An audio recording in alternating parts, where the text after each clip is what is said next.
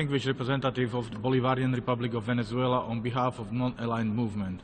I now give the floor to the distinguished representative of Pakistan.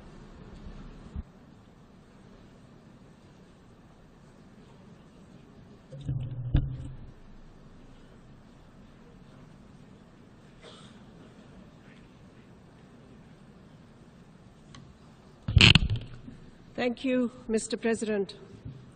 My delegation joins others in commending your decision to promptly reconvene the 10th emergency special session of the General Assembly on the question of Jerusalem.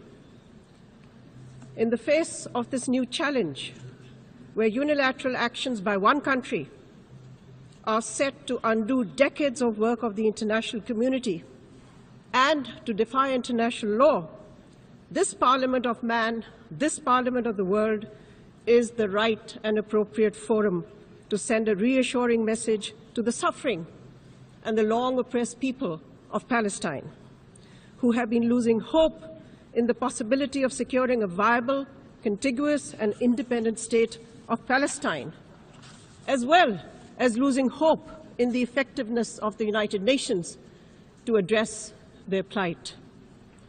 Mr. President, on behalf of the people and the government of Pakistan, I wish to reiterate that the U.S. decision to recognize Jerusalem as the so-called capital of Israel and to relocate its embassy to the holy city constitutes a clear violation of international law and is contrary to the provisions of several United Nations Security Council and General Assembly resolutions. We regret and we reject this action and urge the United States to rescind its decision. Mr. President, we find ourselves at one of history's turning points. The extraordinary developments of the past few weeks warrant an equally extraordinary response from us.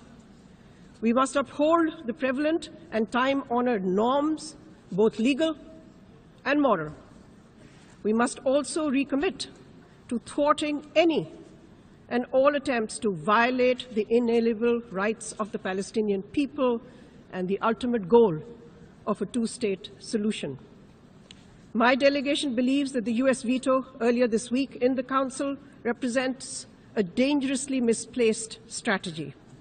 The veto attempted to legitimize a declaration that is already null and void and lacks any legality.